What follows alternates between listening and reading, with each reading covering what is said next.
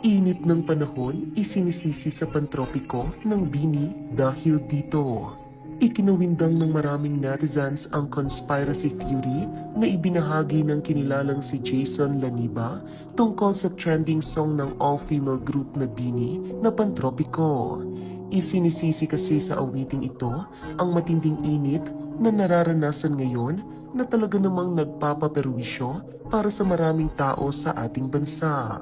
Ayon sa post na ibinahagi ni Jason Laniba sa Facebook nito, binigyan niya ng pagpapakahulugan ang pan at tropiko na pamagat ng kanta.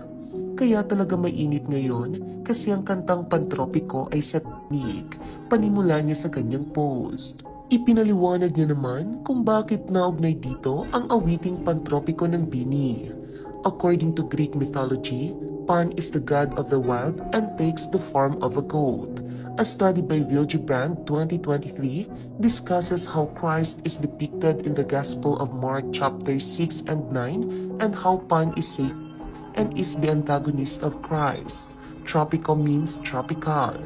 Kaya naman ang pagkanta o pagsayaw umano ng awiting ito ay tila pagtatawag raw ng mainit na temperatura. Dagdag pa ni Jason na isa rin daw sa layunin ng grupong Bini na gawing hottest summer destination ang Pilipinas at ito ay may kaugnayan sa naging panayam noon sa nasabing grupo sa isang magazine.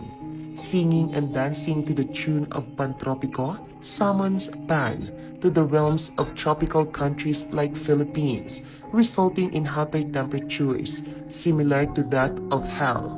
In fact, it has been the aim of Bini to make the Philippines the hottest destination this summer, which is why we are experiencing El Nino.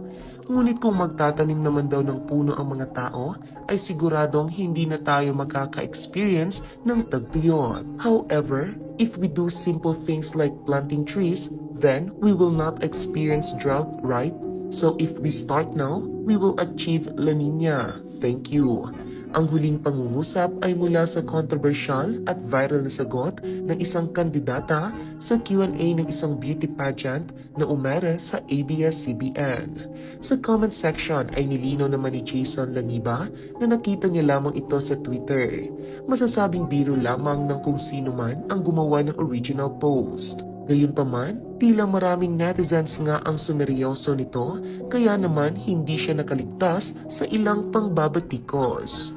Only God knows walang katotohanan lahat ng mga posting nyo. Marahil kagagawan din nating mga tao kaya mangyari ang matinding climate change dahil wala nang nakaprotekta sa ating ozone layer.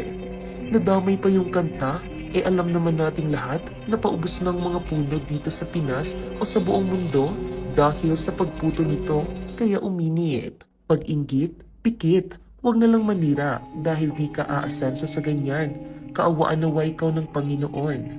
It's climate change, bro, not because of the music or any song that you relate to your theory.